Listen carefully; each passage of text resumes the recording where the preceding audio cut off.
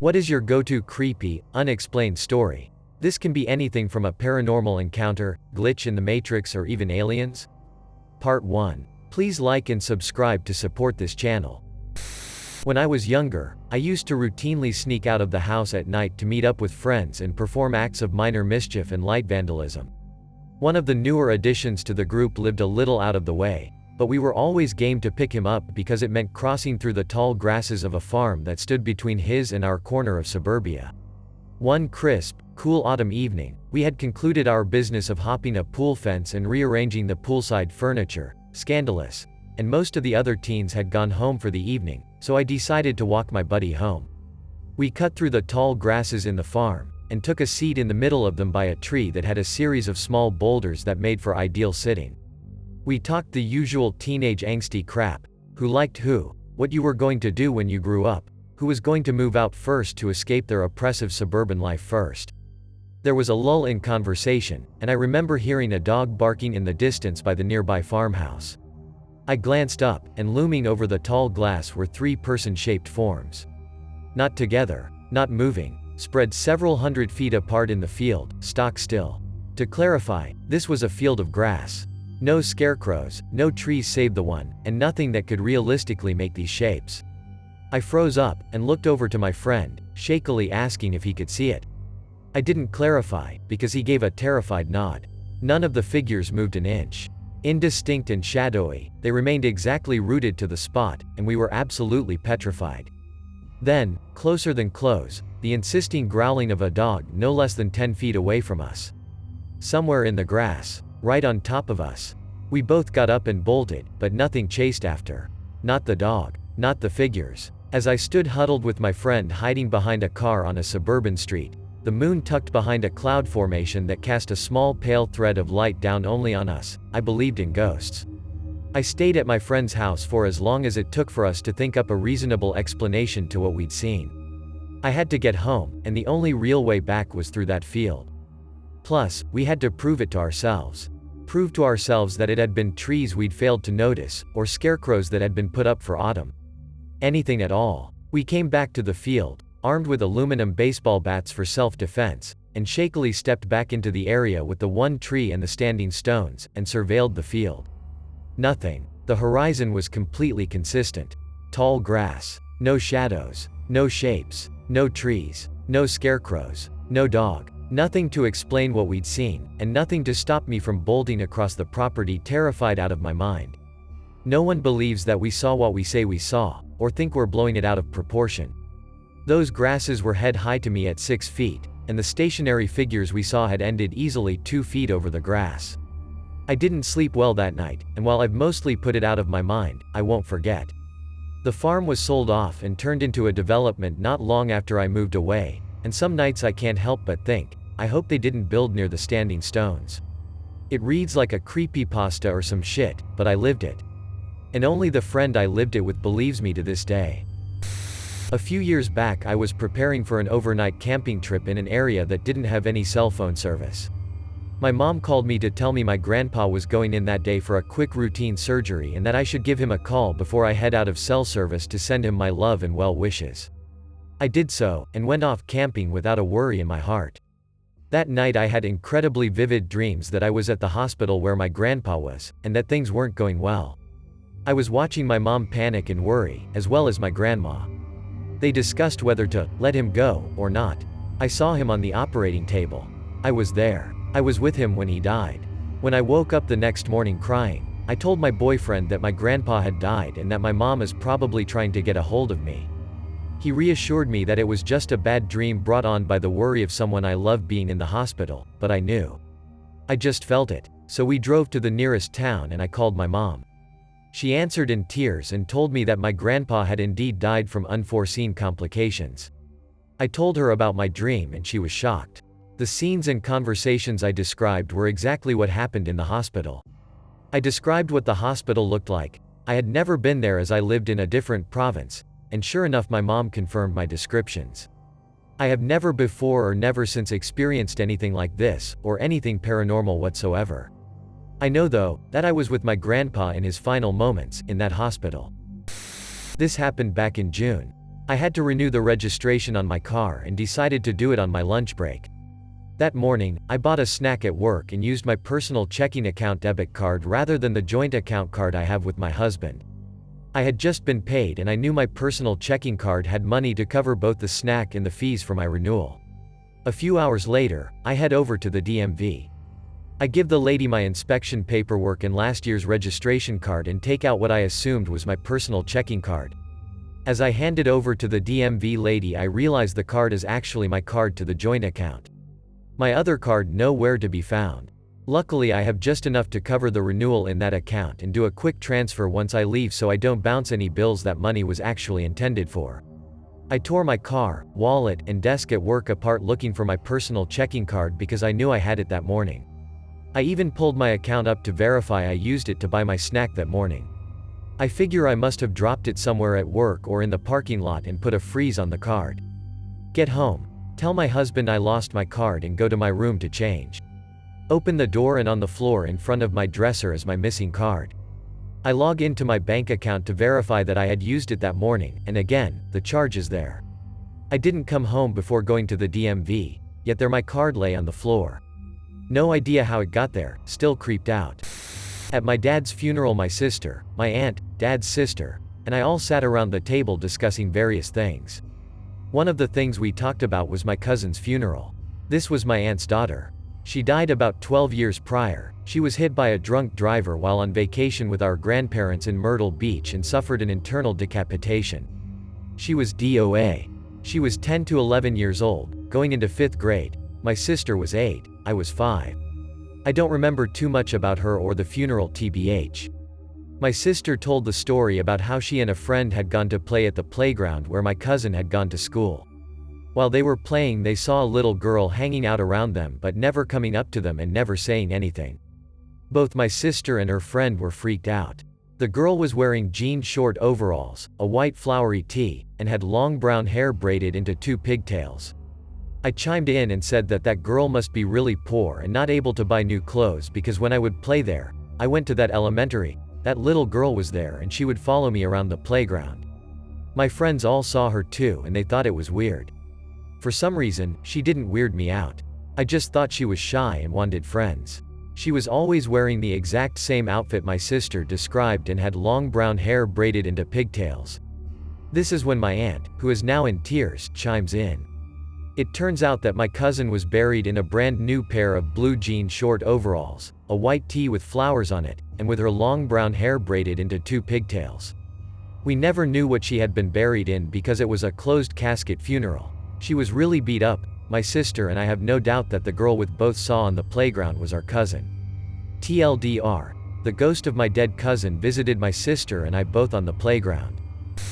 Didn't experience this firsthand, but I overheard some of it on the phone. My sister was visiting my parents, home from college, for the weekend. I live in my own place the next town over. I called her about something and she was clearly very upset. She told me she was home alone and something was happening, and I asked her if there was someone in the house, an intruder. She told me there were animalistic growling noises coming from the corner and my mom's dog was going nuts on the noise. I could hear him in the background. She said the hallway lights were flashing on and off. I told her to get her jacket and calmly walk out of the house, taking the dog with her if she could, that I would be by soon to pick her up. She went outside and brought the dog with her. Her friend was even closer than I was, so she picked my sister up and they hung out at her friend's house for a while. About 20 minutes after that, my brother, who also lived nearby, stopped by the house to return some tools he'd borrowed from my dad. He went inside because he saw the lights going on and off, and he's an electrician. Once he was inside, they stopped. He kept hearing someone walking around in the other room, but when he'd go in there, no one was there, and when he called out, no one responded. He checked the whole house and then also heard animal growling noises from the same corner as my sister. This is an outside wall corner, with windows, not enough space for a raccoon or something to be trapped inside the wall. My brother felt really unnerved and left. My mom had cancer when I got married. After the wedding, she was pretty persistent that my wife and I send thank you notes to everybody in attendance. We finally got them out and she was very thankful. Unfortunately, she passed away due to surgical complications 6 months later. After the funeral, my dad and I were sending thank you notes to everybody who brought flowers. When I signed the last one, sealed it, and tossed it on the table, I said to my dad, "It's done." That was the last one. Just then, the phone in the kitchen made a ding noise, like it was about to start ringing. I said to my dad that the phone was about to ring, but then nothing happened. He picked it up after some back and forth, and when he did, the line was dead. I'm convinced that it was my mom thanking us for sending those thank you notes out. Looks like my fun little story is going to get buried. I used to work for a restaurant that had originally been built as a private home. One night while hashing things out with the bartender, I see this guy in a suit walk up the stairs behind me. Now we just closed, so I'm thinking this guy is a customer. I turned to speak to him and guy was just gone. I turned back and there is the guy in the suit reflecting off the bar mirror. I didn't piece it together at the time, but the guy in the suit was a dead ringer for the guy who built the house in the 1890s. My parents' house was brand new in a really nice subdivision, and I was 5 when we moved. I wasn't ever an anxious kid or anything, but I was terrified of the house. I refused to be upstairs alone, and I had really frequent panic attacks. We lived there for 15 years before I moved out, and I was never comfortable. I live in a 75-year-old farmhouse now, and I don't get uncomfortable the way I did in that house. Only one creepy thing actually ever happened to me there though, and this is it. Last year, 32-week pregnant me went back up to see my grandmother before I had this baby, and I was staying with my parents, but my dad was traveling for work, so it was just my mom, my sister, and me. My mom had gone to the grocery store and I was lying on the sofa. The way the living room is set up, you can see the reflection of the bottom 2 feet of the foyer and staircase in the TV, and also the kitchen on the other side of the living room. So I'm lying there messing around with my phone, and I hear the stairs creaking. I look up at the reflection in the TV and I see a pair of bare feet standing in the foyer. I think it's my sister, so I tell her to come and sit with me and feel then baby kicking. There's no reply and the feet turn and walk towards the kitchen. So I sit up to say hey, and there's no one there. At all. My sister wasn't even home, she'd gone to work. My parents have moved closer now and they're closing the sale of that house at the end of this month. They're a little sad, but I'm relieved. Before I begin, this was quite some time ago and I've since gotten help. I began my life in agriculture by working 3rd shift in a farrowing house on a hog farm. My job was to assist the sows who were giving birth by sleeving them and the typical things. I've always been the kind of person that attracts the irreparably insane people and animals. I can't go anywhere without one of the two approaching me. One of the things I did 100 times a night was to use a mixture of rice hulls and Mistral to dry the amniotic fluid off of the newborn pigs. For anyone that doesn't know, the powder is so fine that it flows more like liquid than powder and it gets everywhere. As such, it was always on everything. I had begun noticing that there were tiny little hoof prints outside of the farrowing rooms. For this to happen, a pig that's about the size of the average can of pop would have to climb a couple feet straight up a perfectly smooth crate panel, walk the 40 feet to the wall and then climb straight up a 6-foot wall before somehow managing to get through a canvas baffle and then drop another 6 feet onto a concrete floor, all without making any noise, injuring itself or being seen by someone who walks past that part of the room about every 5 minutes. I did that job for a few years, and the more I did it, the more I hated myself. I had begun having dreams that I was being led to slaughter or that it was my few loved ones that I was farming. I'd have dreams of being attacked by the animals, so on and so forth. Since I'm a solitary person and had no one to talk to, it started to work on me, and I found myself with an extension cord tied around a water pipe on the ceiling and the other end tied around my neck while I literally stood on a bucket. Now part of my job was to save the pigs that were being laid on, stepped on, or otherwise hurt or killed by the sows. I have been bit, tossed, trampled, pinched, and every other sort of injury from getting in between a mother and her baby while trying to save the baby. It, in my opinion, was the only truly bright spot of the job. Anyway, I was standing on the bucket and I heard a pig start screaming. I closed my eyes, thinking that it had just gotten stuck somewhere and would soon stop when it got free. It didn't stop screaming, and I decided that it didn't matter since I was a few minutes away from nothing mattering ever again anyway. That was when I heard a grunt from a pig that's basically a greeting. Yes, if you didn't know, they can talk. It was a grunt that I'd had 1,000,001 times when a happy pig would see someone that they liked. It's technically a grunt, but is basically more of deep chuff. Thinking that I wouldn't even be spared sanity in my final moments, I opened my eyes, and standing on the floor and looking up at me was a pig. Like I said above, The idea of a tiny little pig getting out of the crate was pretty out there, but the fact that it got out of the room was totally beyond any real explanation. As such, I untied the extension cord and got off the bucket. The minute my boot hit the pavement, that pig turned around and ran as fast as I've ever seen a mini pig move. It would look back at me with the kind of smile that only a pig can have and slow down just enough for me to almost touch it before it would haul ass again. I don't know how long I spent chasing that pig up and down the hallway, but I finally stopped trying to chase it when my coworker showed up to find me sweating profusely and sucking wind from sprinting after that pig. The part that makes me really wonder about it is that, when I finished my morning rounds, I kept seeing my boot tracks in the water from the leaky pipes in the rice hulls and Mistral, but there weren't any hoof prints. I asked my coworkers for several days after that if they'd found a pig in the hallway, but nobody ever did. I own this really random photography book called 100 Young Americans, that I bought around 2007-ish, maybe earlier. I know I still own it because I recently reorganized my bookshelf. Just last week I was getting into my car and I saw something sitting on top of the trunk of my car. I get out. It's a copy of 100 Young Americans, just sitting on my hood. Why is that random photography book that I've literally never seen anyone else have sitting open on the hood of my car? Also, yes, my copy is safe and sound in my bookcase. Okay, almost a year ago a very close family friend, pretty much my uncle, passed away. It really took everyone by surprise. He constantly rode his bike, ate very healthy meals, and made sure to squeeze in some exercise before work. Ironically, he died from a stroke during one of his workouts. A few days after the funeral, I went up to my parents and told them about 2 weeks or so, I had a dream about my teeth falling out. In my culture that means someone is going to die. My mom went on to tell me about a family pic she had taken on her phone that same month. She deleted it as soon as she saw it, because of how much it freaked her out. There was a completely different face on top of hers. As she was telling me, she got very pale. And finally, one of the weirdest, maybe most chilling part out of all this. My dad's dream. My dad and my uncle were very close. They were friends for many years. Heck, the house I grew up in was built by them, for them. My room was supposed to be my uncle's room. A few days before it happened, my dad had a dream he was walking towards this black vehicle parked outside the house with my mom. He said he was like some sort of zombie, mindlessly walking behind my mom, until he saw the driver.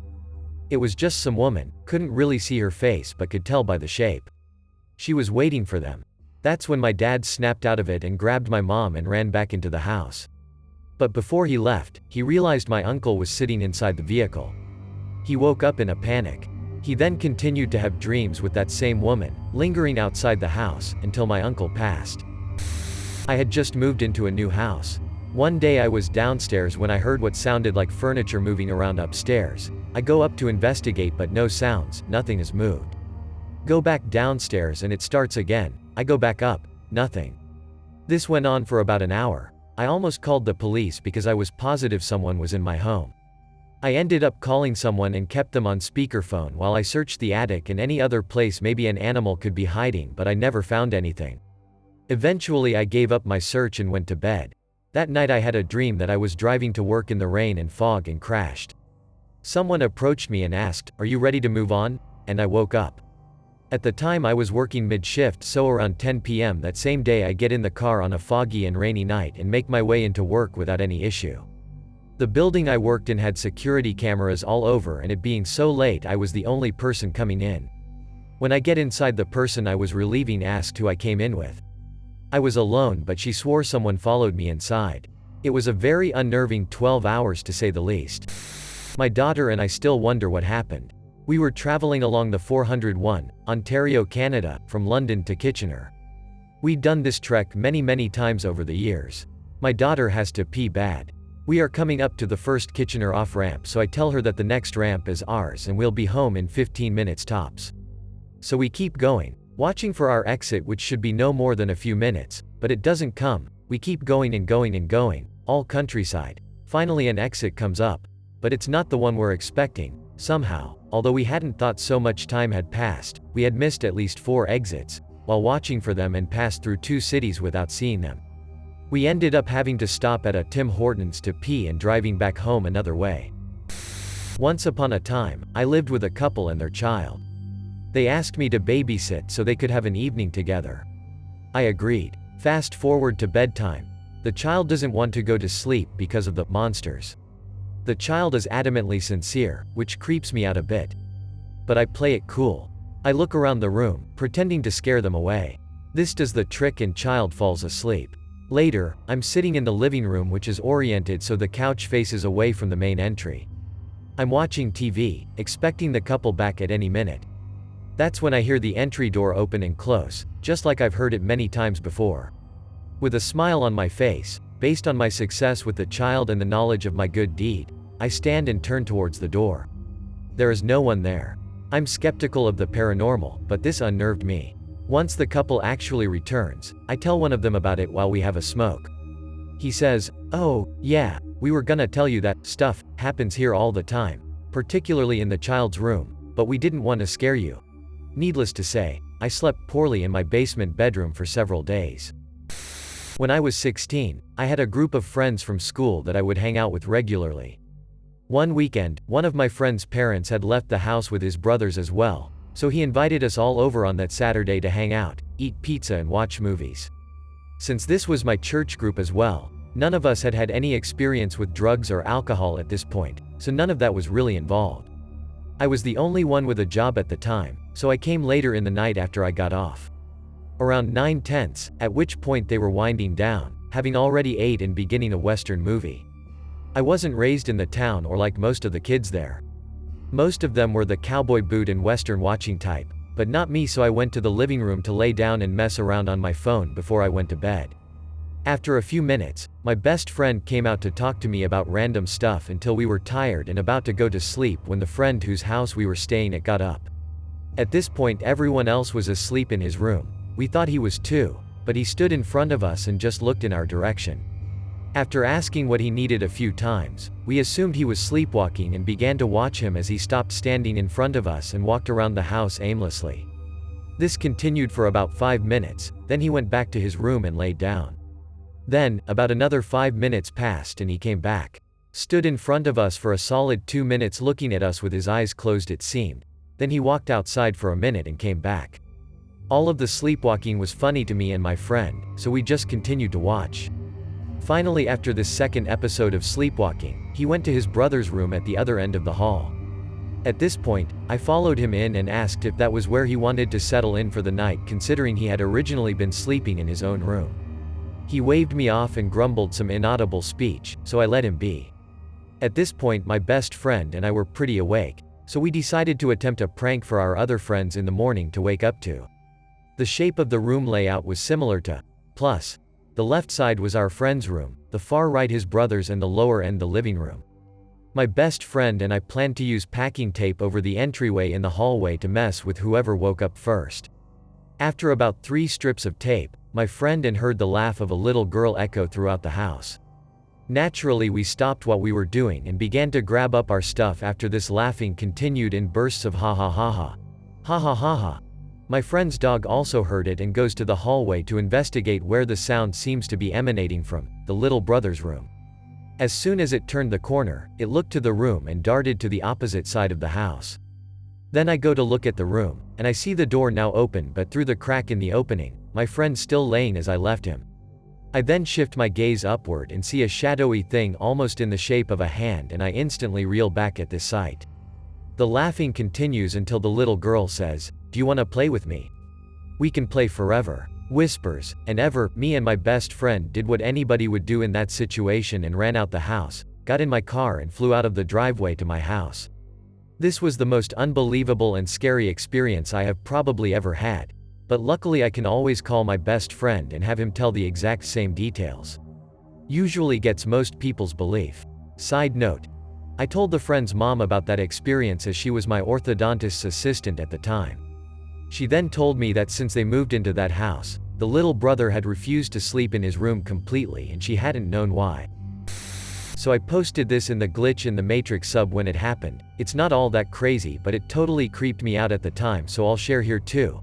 I know it sounds crazy and my boyfriend says we should just double check the locks, which is not a comforting thought, but I watch too many scary movies to not find this weirder than that. I manage a store in a building with 2 other businesses and shared bathrooms. There's been construction next door, so we have had some weird power outages. Plus it's Florida and stormy all of the time, so that's normal.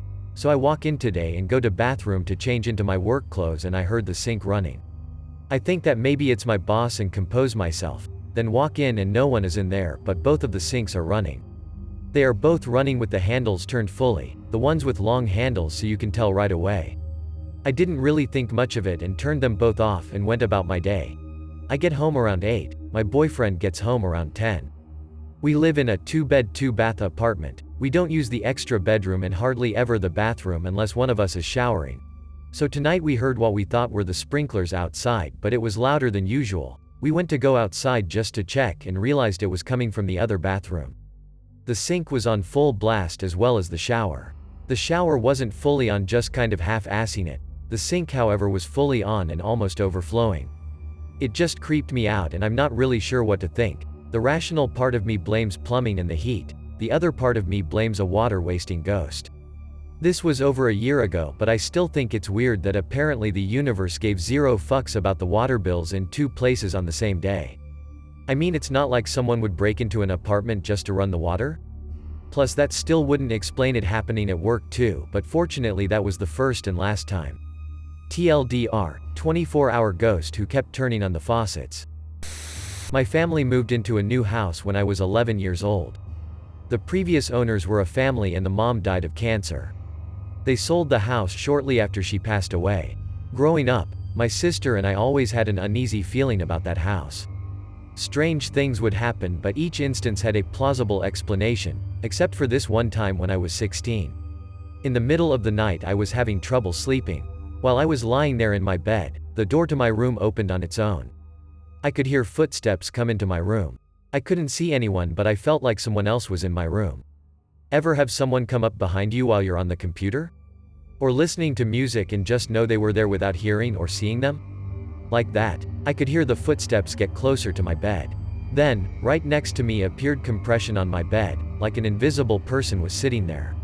I could even feel the weight shift. I reached out to touch the compression and all of a sudden a bunch of blue static electricity shot out from the spot I touched.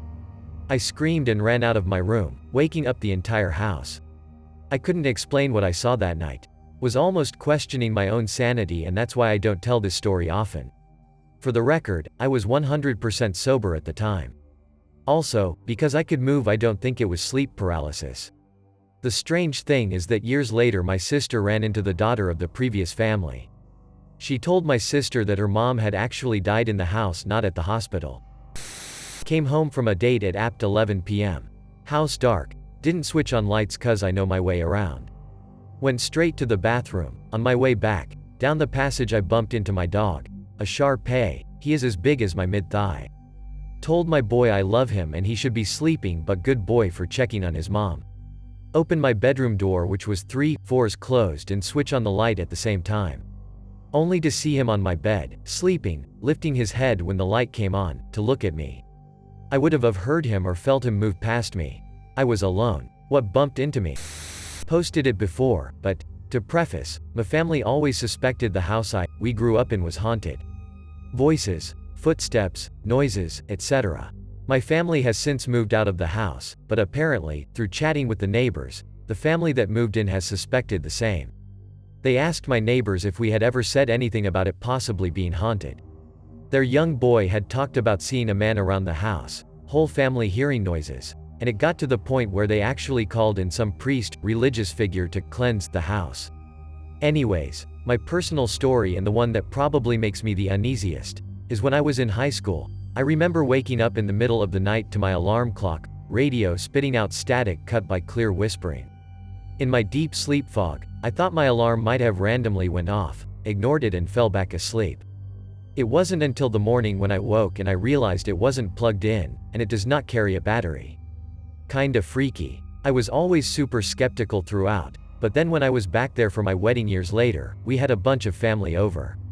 Everyone was out of the house running errands except for my aunt and uncle. When we got back, they kinda froze up, and when we asked them what was wrong, they said they had been hearing footsteps in the back room and assumed we had been home. I guess the fact that others have heard things, including the new family moved in who hadn't heard any stories or anything, makes me wonder about everything I heard growing up. Terrible formatting, sorry, at work but thought I'd share. I've posted this before. Not sure if it's supernatural, but it's definitely creepy. I was hiking through the remnants of a remote, long-abandoned town and the surrounding area. To get to as far into the woods as I was, you had to cross fallen trees over a creek 3 times. I had just crossed the 3rd bridge, and was about 5 miles in and something blue caught my eye just ahead of me. There was a man, in his 60s at least, wearing blue satin pajamas, sitting in a tree. The closer I got to him the louder he laughed. It wasn't a maniacal laugh, but it set off all the alarms in my head nevertheless. He also wasn't wearing any shoes and looked well groomed, clean. I gave him a friendly nod as I passed and he just kept laughing. Then it stopped. I turned and he was gone. There was no branch cracking, plants rustling, nothing. He was just gone. Still rubs me the wrong way. The area I was in was a pretty rough hike, very secluded. Not very many people venture as deep as I was that day. No idea what was going on there. Reposting my own comment from another thread. Greater than not camping per se. Thankfully no horrors on that front yet. Probably because I sleep with earplugs so I don't scare myself to death. But last summer I took a shot at astrophotography with my DSLR and new lens in this tiny town in Utah. My boyfriend and I drove down from the little ranch lodge we were staying at around midnight when the stars were out and beautiful on a moonless night. The downside was it was dark as hell and we only had our phones to set up the camera and tripod on a random empty driveway in the middle of someone's alfalfa field. Greater than when you take astrophotography shots you have to do at least 10 or 15 long exposure shots, minimum, then stack them in post-processing.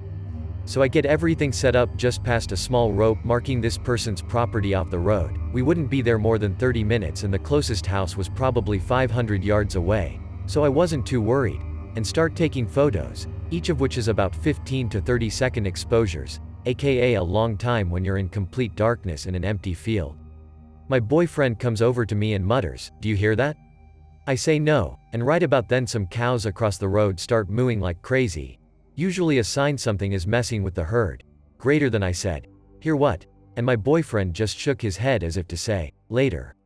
We're probably 10 shots into what I had hoped would be 30, with long processing on the camera between each exposure that makes the dark and the silence even more pressing. I start to get an overwhelming sense that something is maybe 10 feet away and watching us. The sensation is so strong that I don't even want to turn my flashlight on because then I might actually see something and scare myself to death. Plus I'd have to stop photographing. Greater than so I'm standing there, getting incredibly antsy as the feeling becomes more powerful. I've never felt anything like it before or since. It was a sense of immense animosity, of being preyed on from something just past arm's length. At 15 shots my boyfriend says, "Can we please go?" And keep in mind this is a 6 feet 5 inches strong guy who never backs down from anything. I paused for 5 seconds to reflect on how uncomfortable I felt myself and then skipped breaking down the tripod to basically sprint to the car, stuff the camera on the tripod next to me, and hop in. Boyfriend was even faster. I asked him what he was hearing as we sped back to the lodge and he said, "Heavy breathing right next to us the whole time." Greater than now, I know it could have been a mountain lion or even a random dog or something, but I've never felt so watched in my life, with such a terrible amount of animosity. I didn't end up with too great of a shot because we didn't take too many exposures, but I can post it for credibility if anyone wants. When my family first moved to CA, the house we lived in had a lot of weird things occur. My room happened to be close to the front door, dining room area. Basically, I could hear the front door open and close. So one day, I'm in my room playing games. It's after school, everyone is home except my dad, who's not home from work yet. I'm almost 100% concentrated on an MMO, but I hear the front door open. I quickly turn to look out and I see somebody walk upstairs. I assume to be my dad. Immediately after, I hear my youngest brother yell out, "Daddy's home. Daddy's home." My siblings and my mom all rush upstairs to go after my dad. I don't think much of it and kept playing my MMO. Just a few minutes later, they all bolt downstairs. There's a big commotion and my little brother is in tears. I'm still into my game, but I can kind of hear what's going on. My brother saw a figure go upstairs and thought it was my dad. When they got up there to the master bedroom, no one was there. I knew I heard the door open, and I also saw somebody to upstairs.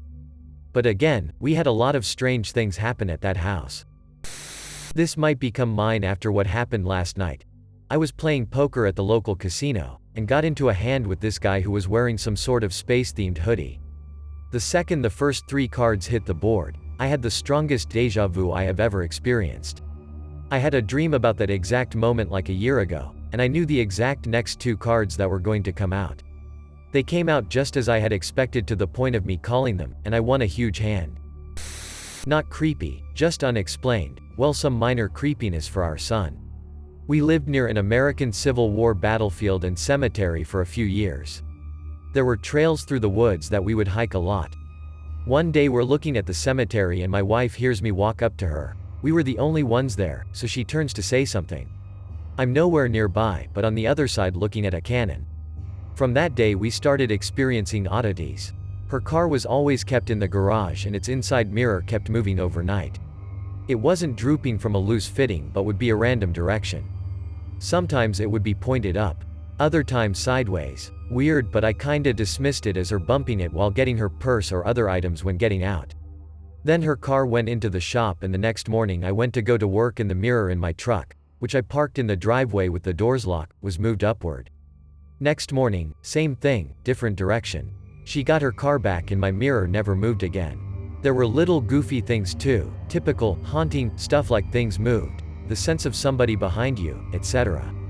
Also, our house was a ranch style with the master bedroom on the first floor and our 8-yo's bedroom on the second right above ours.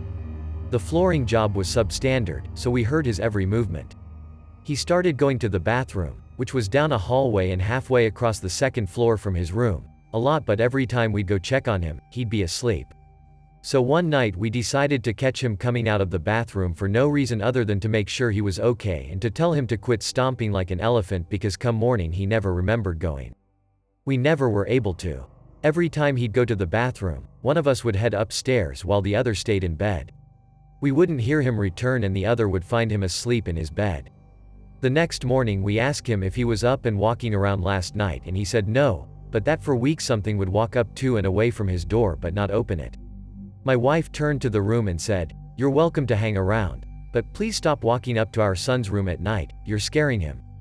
The footsteps never reoccurred after that, although the car mirror thing kept on. Could she have been pranking me?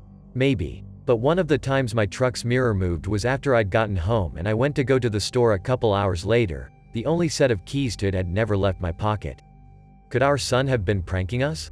Again, possible, but the damn flooring was so bad in one spot that even our cat walking over it caused it to squeak, making it nearly impossible for him to get back to his bedroom without us noticing.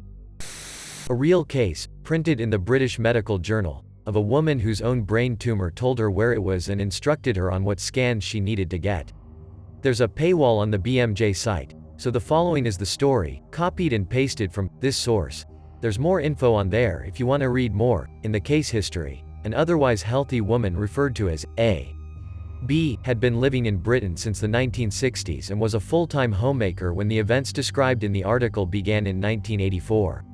AB was reportedly sitting at home, reading, when she heard a voice in her head. The voice reportedly told her, "Please don't be afraid. I know it must be shocking for you to hear me speaking to you like this, but this is the easiest way I could think of. My friend and I used to work at the Children's Hospital, Great Ormond Street, and we would like to help you." AB's response to this voice was about what you would expect. Frightened at what was happening, she tried to ignore the message, but the voice reassured her by providing her with additional information about the hospital she would need to attend.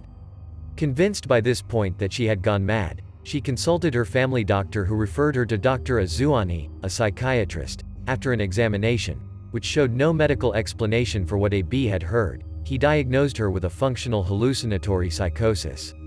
Along with supportive counseling, she was also treated with thioridazine and the voices disappeared after a couple of weeks. Unfortunately, the voices returned several weeks later even though she was still taking the medication. This time, the voices were even more specific in directing her to the diagnostic imaging wing of a nearby London hospital. The voices then informed her that she had a tumor in her brain and that she needed a scan for proper diagnosis. They even told her the approximate location of the tumor, her brainstem. Though Dr. Azuani had found no evidence supporting the presence of a brain tumor, AB was distressed enough by this time that he ordered the scan done. This actually took some negotiating since a computerized tomography test is an expensive procedure and the lack of any apparent medical justification, aside from a hallucination, made the request hard to fathom. After considerable debate, the scanning was done. Sure enough, the scan showed evidence of a meningioma with a left posterior frontal parafalcine mass extending through the falx to the right side. The neurosurgeon to whom Dr. Azuani referred his patient gave AB and her husband the option of immediate surgery as opposed to waiting for actual symptoms to appear. After weighing the pros and cons, AB decided on immediate surgery. The voices were in full agreement. The operation was carried out in May of 1984 with no surgical complications. According to AB, she heard from the voices one last time after regaining consciousness when she heard them say, "We are pleased to have helped you. Goodbye." No post-surgical problems arose, though she was kept on anti-seizure medication for 6 months after the operation as a precaution. The antipsychotic medication was also discontinued. My dad actually told me this story, from we and my brother were young. Now, to preface, my dad has always had a foot in the spiritual world, with demonic and ghostly experiences. One such story was that, when my grandfather died, my dad woke up in the middle of the night, and saw him floating outside of the window. My dad called home, and found that my grandfather had only passed away a half hour ago. My dad was in the US at the time, while the rest of his family was in China. But, to the real story, several years back, I want to say around 2005, we went on a family trip to Yosemite. Fairly standard trip, pretty falls, fun hikes for us kids. However, on the last day of the trip, as we're headed out of the park, we decide to stop by this pretty glade, with a small stream running through it. It was a bit off of the main road, and the side road that continued was covered in essentially a tunnel of trees. My parents were just relaxing, enjoying the view, and me and my brother are venturing deeper into the meadow. When my dad gets a gut-twisting, horrible feeling. He said that when he looked towards the tunnel of trees, it seemed to get a lot darker, and the trees, twisted? Became distorted? At the very least, it was definitely not normal. My mom said that he began shouting at us to get in the car at that moment, and we all ran to the car. My dad drove the fuck away, but he says that he saw the darkness following us, touching the back of the car briefly, near where my brother and I were seated. As we drove down the hill, my brother and I suddenly came down with really severe nosebleeds, and the next day we had pneumonia. My brother ended up having to go the ER.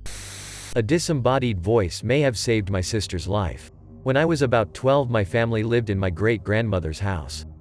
She had died in that house before my sister and I were born, but we knew that it was her home we were staying in. I'm sitting in the front room as my sister walks toward the front door, and she suddenly stops and turns to me.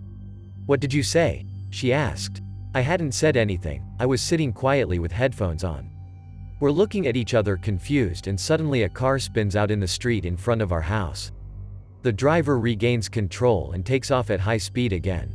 My sister was about to walk to her friend's house and might have crossed paths with that car if she had left the house. We're both startled, and my sister tells me that a stern voice that sounded like Mom told her to shut that door. Mom was in her bedroom, but when we asked her, she hadn't said anything or left her room.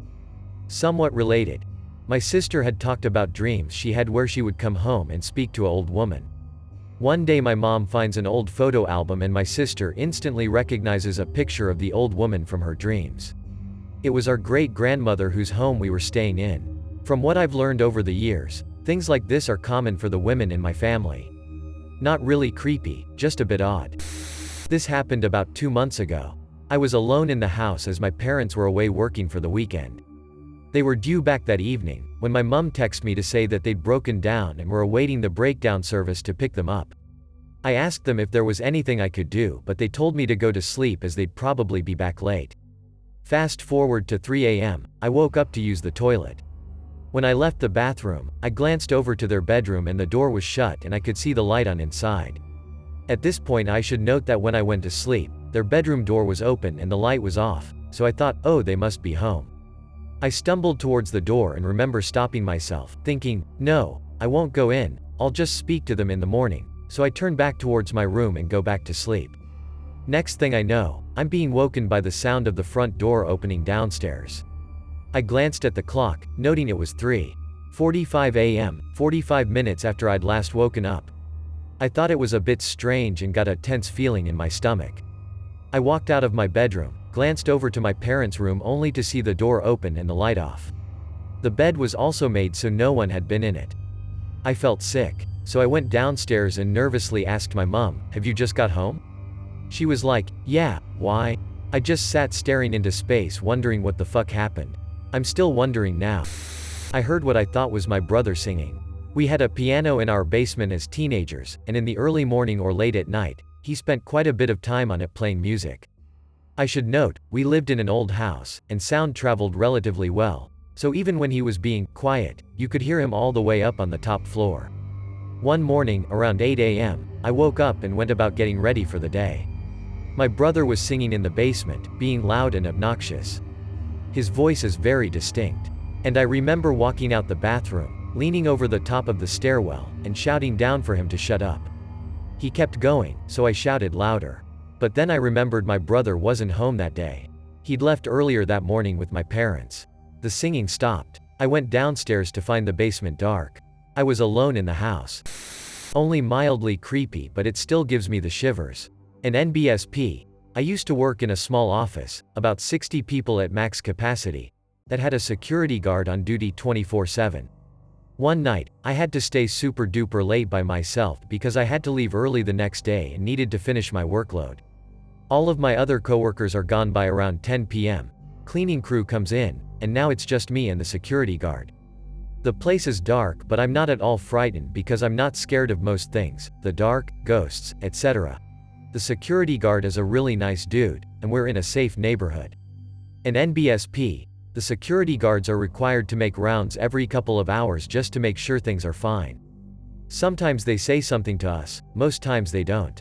Tonight, nice guy security dude stops by my cubicle and asks, "Everything alright?" Big friendly grin on his face per usual. "All good here, thanks." I go back to work. 20 minutes later, he's back again. Big grin. An NBSP. "Everything alright?" An NBSP. "Yup." Nothing yet. An NBSP 20 minutes later, he's back. Big grin. An NBSP. At this point, I am a little creeped out. There is no need for him to come by this frequently. In fact, it's disruptive. I also noticed that the way he interacts with me is always exactly the same, as if I were in a time loop. Same big grin, same intonation, same rhythm of speech. An NBSP. Not only that, I noticed that he whistles the same thing at around the same time. So if I turn off the music on my headphones, I can hear his whistling coming closer before he asks. An NBSP. "Everything alright?" An NBSP. It's around midnight and I'm totally freaked out. I try to rationalize this with myself because I have to get this work done. I'm rushing through my work and I keep hearing that whistling behind me. Surely, he won't come back again. An NBSP. "Everything alright?" An NBSP. "FFFUUUUUUUU." An NBSP. At this point, I'm freaked out because I no longer trust this guy the first felt so safe around. I was a young woman in her mid-20s, security guard's a dude in his 50s-ish? I couldn't finish everything but I wrote an email to my supervisor saying that the security guard is acting very strange and I don't feel safe. I shut everything down, try to rush to the exit. An NBSP. I don't run into the security guard and just as I'm feeling free and clear, I hear, "Bye now," behind me. He's standing there in the dark hallway, big grin. Just standing there and watching. An NBSP. I mumble something and fucking sprint to my car. An NBSP. The next day, I rush to my supervisor to try to explain what happened the night before. In the light of day, it kind of felt like I might have overreacted or maybe my mind was playing tricks on me. An NBSP. Turns out, the dude just disappeared. He's missing. I'm pretty sure they still haven't found him to this day. The security guard company just kind of dismissed it as some flaky guy who quit for no reason and no one seemed to be pursuing it much. An NBSP. He must have been suffering some kind of mental health issue or something but up until that night, he was just a super nice, trustworthy, reliable security guard that everybody loved. It also felt like some kind of weird paranormal shit because it really felt like something had taken over inside of him. I had a favorite pair of silver hoop earrings that I liked to wear pretty much all the time. One day, I looked for them and couldn't find them. No big deal, I'm kind of disorganized and figured I just left them lying around somewhere. I kept my eyes open for the next day or two, figuring I'd stumble across them, but no luck. After they'd been missing a couple of days, I had a date planned for later that evening and really wanted to wear them. So I really thoroughly looked everywhere I could think. Behind furniture, under couch cushions, etc. I especially looked in and around my bed, as I had a tendency to climb in my bed with them on, and feel them poking and pulling when my head would hit the pillow. My usual habit was to sleepily pluck them out and toss them on the nightstand, but sometimes I'd miss. So I looked everywhere, behind the nightstand, under the bed, in the sheets, under the pillows. Nada. Bummed, I gave up. A couple of hours later, I went and got ready for my date. Just as I was about to leave, I glanced at my bed. There, resting in plain sight on top of my pillow, were my earrings. I was home alone at the time, and hadn't left the house in between looking for the earrings and getting ready for my date. There's no way I could have missed them, and I cannot for the life of me figure out how they could have gotten there. A few years back I got 2 free tickets to Oregon Country Fair from a friend who bought them but couldn't go. My girlfriend and I headed up the day before with the intent of finding a dispersed camping spot in the national forest about an hour away because we didn't have camping tickets. It took us a while to get going, and by the time we got to the national forest it was nearing sundown. We found a spot to pull off by the side of one of the roads and decided to put the seats down and camp in the car because it was too dark to really check out the site and set up our tent. I made sure the doors were locked and rolled down the windows about 3/4 of an inch so the car doesn't fog up. We go to sleep. At some point in the night I'm woken up by the noise of something sliding against the glass of the window. I wake up and shine my light out, but I don't see anything. I go back to sleep, but soon I wake up again to the same noise. I have my light in my pocket, so I pretend to be asleep while I get it in my hand, then I pop up and shine it out. This time I see something dart behind the closest tree, a huge pine tree. I climb into the front seat in under 30 seconds and speed out of there down the dirt road a couple miles until I get to the paved road. It's like 5 a.m., so I decide to drive to a fast food place and park there to get a little more sleep. When the sun rises, the first thing I notice is that the dust from the dirt roads has collected on hand smudges on my windows. The handprints and fingerprints were around where the window was cracked. Somebody out in the middle of nowhere in the national forest had tried to unlock my car while my girlfriend and I slept in it. This was fairly recent, a few months ago, like in March or April I would assume. But for a bit of a backstory, there is this abandoned mental hospital that my mom was a patient at, and my dad worked at for quite a while. It's actually how they met. The hospital has been closed since January of 2006, and it's a state hospital, and it's huge. Over 80-some acres. Since then, the state has been trying to figure out what the hell to do with it, and some of the buildings are used to house governor offices and such, but most of them are completely vacant. And before this incident I have been inside most of the buildings besides a few that are those offices, and I have been through a lot of the tunnels that connect every building, and they honestly look like exactly what you would see in a cheesy horror film.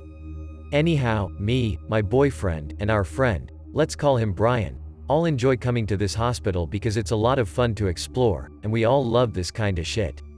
So we get there, business as usual. How we typically approach the nights that we explore here. We're all dressed in black, warmish clothes because it gets cold pretty quickly, and we head out to where we always enter the tunnels, and go through buildings that way.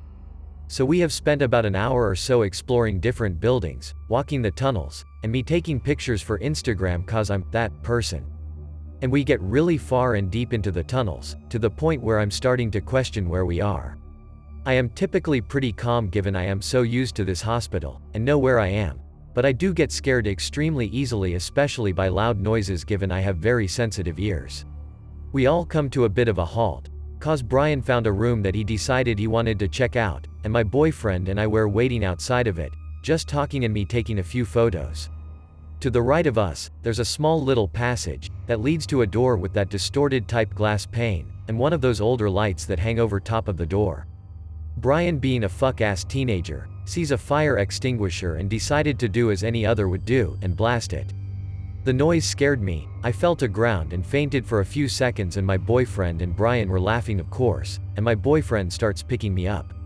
We all heard a noise suddenly, and I'm struggling to get up, and my boyfriend looks over to the right where the door is, and sees nothing through the glass, but saw a hand reach from inside the door to push it open. The door opens and no one was there, but we all ran for it. I looked back several times and no one ever followed us, but regardless of what happened, I think that's the fastest I have ever ran in my life. I'm the first person to try and disprove any paranormal occurrence with logic. But there was nothing that made sense to me logically, and to this day we all don't know what happened that night. I'll share this one again. I've posted this before, and it's been a while, so see how my memory goes. I used to work at a place which required to be manned 24 hours a day. Reason being is that I handled sensitive documents, files, and if somebody needed this information in the middle of the night I would have to fetch it for them, or confirm that I have it. Anyways, security is kind of tight. Bars on windows, multiple locked doors to get to where I am. They would give me work to do during the night, but underestimated how quickly I could get it done. So like most nights, I finished my work in like 30 to 45 minutes and pulled out my phone and played games, Netflix, browse Reddit, since nobody else is in the building at night. So now it is getting to be the last third of my shift when all of the sudden I hear a door close. I look to the security camera and see someone walking down a hall towards my room. At first I thought it was just somebody that came in, ridiculously, early, so I turn around and wait for them to come in. But nobody came in, and the hairs start rising on my back. Now, this isn't a really big building, so I figure I'll find the guy wherever he is and start checking offices and storage rooms, but come up empty-handed. However, I do see that a fire door had shut. I go to try and rewind the camera, but the digital recording is password protected and I don't know the password. Anyways, the whole thing freaked me out. The way the person was walking down the hallway, like a determined walk right to where I was. So, I sit with my spine tingling for the last couple hours of my shift, and finally people start coming in. My replacement shows up and I tell her what I saw, and at this point I figured I must have imagined the whole thing. I'm told to go home and the manager and girl who replaced me would look over the camera. After getting home I call my manager and ask what was on the camera. So they said that the video showed the fire door closing, but then the video froze for about an hour. The next thing it records is me reopening the door. I was 7 or 8 at the time and my mom had driven me home from a church choir recital. As we pulled into our garage, I saw what I thought was a black shadowy figure creature in our side yard moving around our garbage bins.